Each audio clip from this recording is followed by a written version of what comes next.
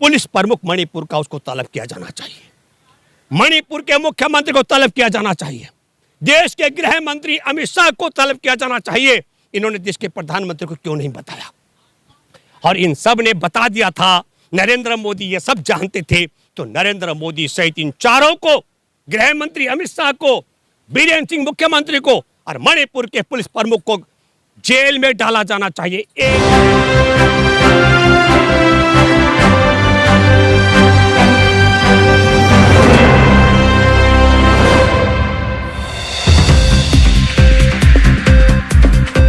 दोस्तों नमस्कार, मैं हूं भूपेंद्र रावत और मैं आज आपके साथ बात करूंगा मणिपुर के विषय में। मणिपुर के मामले पर जहां संसद के अंदर देश का प्रधानमंत्री मां बोलने के लिए तैयार नहीं हुआ। जब हमारे देश के प्रधानमंत्री फ्रांस में थे तो यूरोपियन यूनियन की संसद में मणिपुर का मामला उठा। ब्रिटेन में उठ चुका है, लेकिन भारत की संसद में प्रधानमंत्री मुंह खोलने के लिए तैयार नहीं है। क्या कारण है? इसके पीछे आपको समझना पड़ेगा। मणिपुर में आदिवासियों के साथ जो बर्बरता हो रही है, गैर आदिवासियों के माध्यम से, उसके पीछे पूरा संघ परिवार और उसकी सरकार, उसके गुंडे तैनात है। और ये कैसे, मैं आपको बताता हूं। 4 मई को पुलिस की हिरासत में थोबन जिला है मणिपुर का, वहां नोकपोक शेमकाई पुलिस के हिफाजत में थे जो लोग, 3 महिला और 2 पुरुष, उनको 800 से 1000 गैर आदिवासी अपहरण करके ले गए आदिवासियों का। और उनमें जिनका अपहरण किया गया, आज कारगिल दिवस है, कारगिल को विजय करने वाले सूबेदार की पत्नी का भी अपहरण कर दिया गया। और उन तीनों महिलाओं को नग्न किया गया। और यही नहीं, एक 19 साल का लड़का अपनी बहन की हिफाजत के लिए जब आगे बढ़ा, उसकी वहीं पर हत्या कर दी गई। ये 4 मई का मामला है, थोबन जिला के मणिपुर का। पुलिस ने उनको बचाने के लिए और पुलिस फोर्स नहीं बुलाई, ये जांच का विषय है। पुलिस ने एफआईआर दर्ज नहीं की कि हमारे हिरासत में थे, हमारे सुरक्षा में थे ये 3 महिला और पुरुष, इनका अपहरण कर दिया गया, हत्या कर दी गई, नग्न परेड कर दी गई, महिलाओं की गैंग रेप किया गया, मुकदमा दर्ज नहीं किया।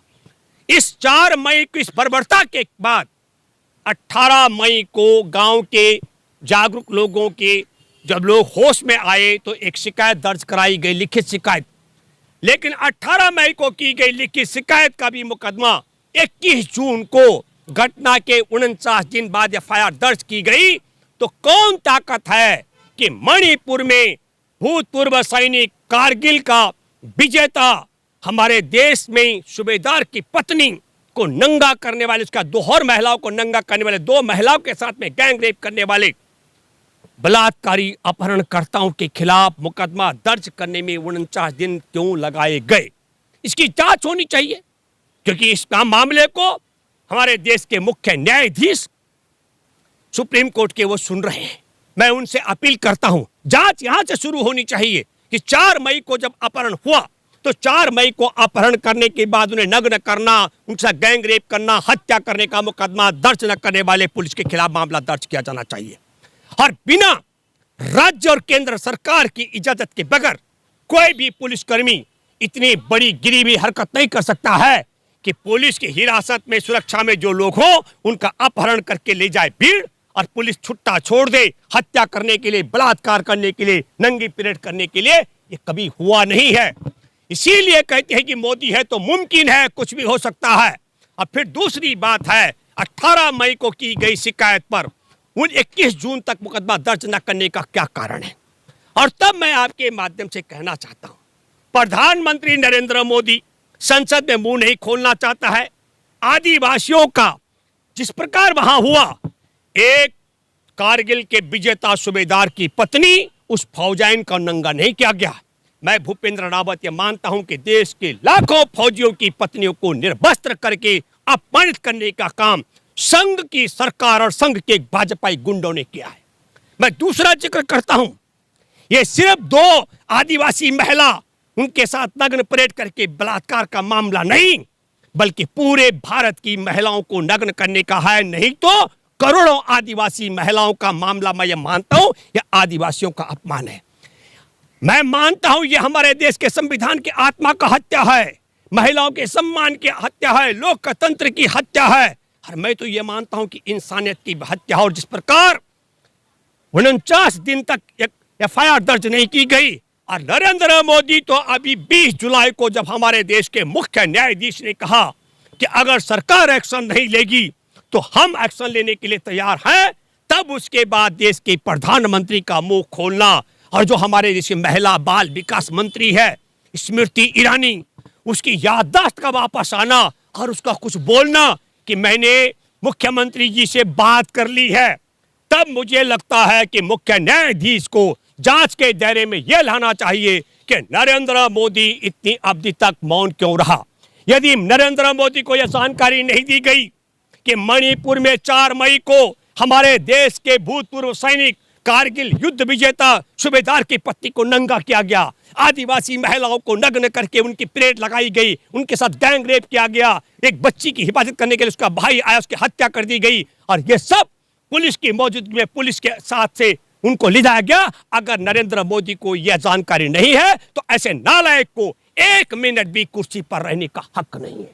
और अगर ये सारी जानकारी है तो मुख्य न्यायाधीश जी, मैं अपील करता हूं, ये अपील इसलिए करता हूं कि 5000 से ज्यादा राइफल और लाइट मशीन गन जो मणिपुर पुलिस के प्रशिक्षण केंद्र में और पुलिस रिजर्व फोर्स के पास थे, वह सब के सब गैर आदिवासियों के पास सौंप दिए गए।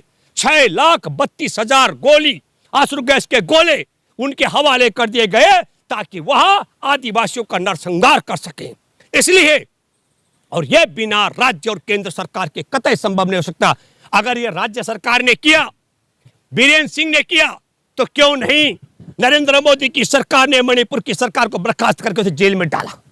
और इसका मतलब है यह जांच का विषय है कि केंद्र की और राज्य सरकार किस तरीके से आदिवासियों का नरसंहार कराना चाहती है, यह भी जांच का विषय है। तब मैं यह अपील करता हूं कि इस पूरे मसले पर दूध का दूध और पानी का पानी करने के लिए कि 4 मई को पुलिस की सुरक्षा में जिन महिलाओं का अपहरण किया गया, पुरुषों का अपहरण करके हत्या कर दी गई, महिलाओं को नग्न किया गया, बलात्कार किया गया और पुलिस ने मुकदमा दर्ज नहीं किया, तो वह किसके इशारे पर है? पुलिस प्रमुख मणिपुर का, उसको तलब किया जाना चाहिए। मणिपुर के मुख्यमंत्री को तलब किया जाना चाहिए। देश के गृह मंत्री अमित शाह को तलब किया जाना चाहिए।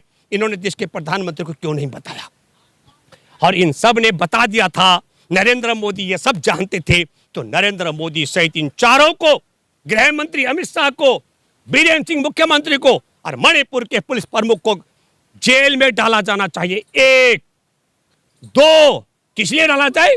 हमारे देश के भूतपूर्व सैनिक सूबेदार की पत्नी सहित 2 आदिवासी और महिलाओं को नंगा करने के जुर्म में, पुलिस की हिरासत से ले जाकर के 2 लोगों की हत्या करने के गैंग रेप के मामले में मुकदमा दर्ज न करने में और इस मामले को दबा कर रखने के लिए इन पर जेल में डाला जाना चाहिए।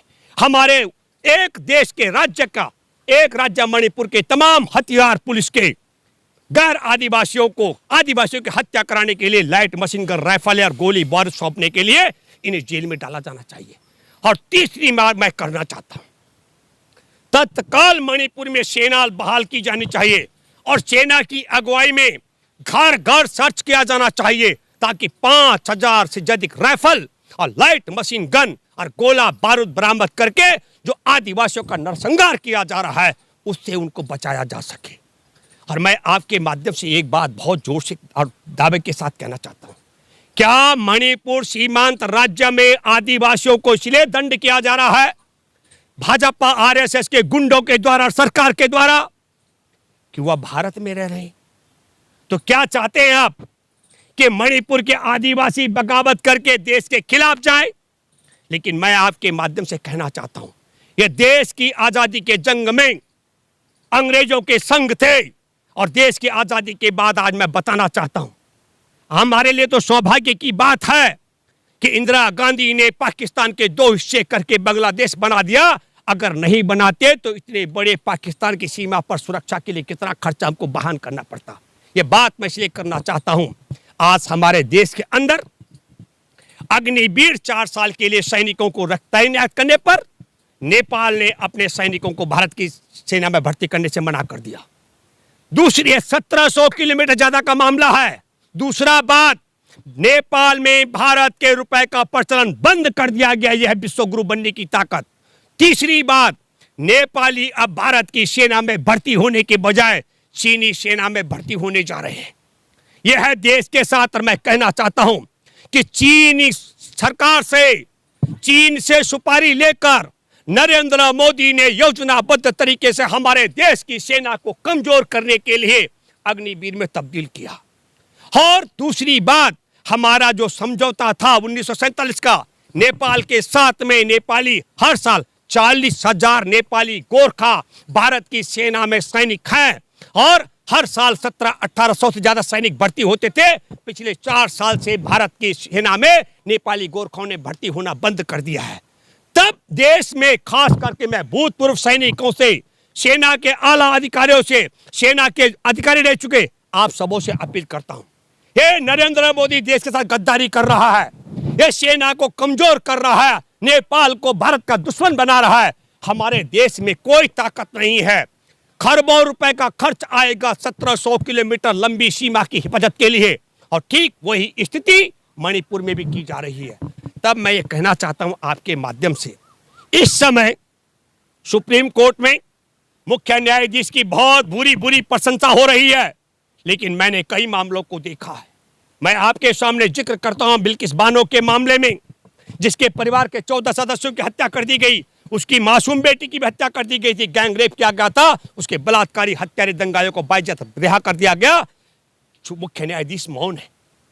दिल्ली में 2012 में किरण नेगी का बलात्कार, उसको तेजाब से जलाने वाले, उसके प्राइवेट पार्ट में दारू की बोतल घुसाने वालों को फरवरी 2014 में सजाए मौत का फैसला हो गया था, उन्हें बाइज्जत मोदी राज में बरी कराने के मामले में।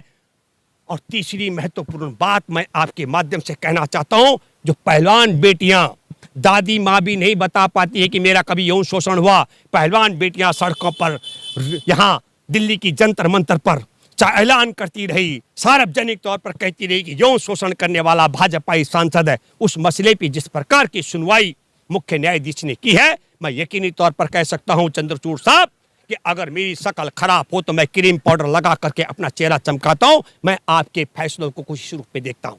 अग्नि परीक्षा है इस समय।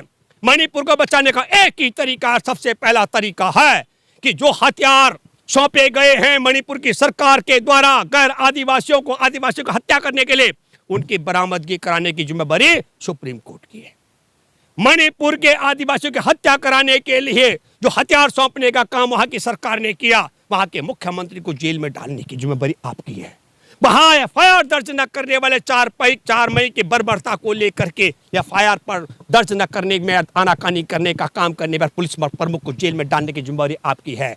और देश के प्रधानमंत्री को गुमराह करने वाले गृह मंत्री अमित शाह को जेल में डालने की जिम्मेदारी आपकी है। और संसद में जो बोल नहीं रहा है नरेंद्र मोदी, इसके खिलाफ अविश्वास प्रस्ताव सरकार के खिलाफ, इसे गिराने की जिम्मेदारी विपक्ष की है। मैं देशवासियों आप सबों से अपील करता हूं कि हमारे देश की हिफाजत के लिए, जो मैंने कहा कि नेपाल को भारत का दुश्मन बनाना, मणिपुर सीमांत क्षेत्र के आदिवासियों का बर्बरता कराना, ये सब योजनाबद्ध हिस्सा है आरएसएस बीजेपी का। मैं दावे के साथ मैं कह सकता हूं, देश का नुकसान जो दुश्मन नहीं कर सकता है, मुझे लगता है कि दुनिया के दुश्मनों से सुपारी लेकर के आरएसएस बीजेपी का परिवार, वह सब हमारे देश में नेपाल को दुश्मन बना करके, देश की सेना कमजोर करा करके, मणिपुर के आदिवासियों का कत्ले आम और उनमें बर्बरता करा करके और देश में नफरत फैला करके देश को तहस नहस करने पर आमादा है। मैं उम्मीद करता हूं देशवासियों, देश के जवानों से, देश के संविधान से, देश के किसान से, देश के आम इंसान से, देश को बचाने के लिए एकजुट हो जाओ और मणिपुर की महिलाओं के आवाज में सबके सब आवाज मिलाओ। धन्यवाद। जय हिंद, जय जवान, जय किसान, जय संविधान।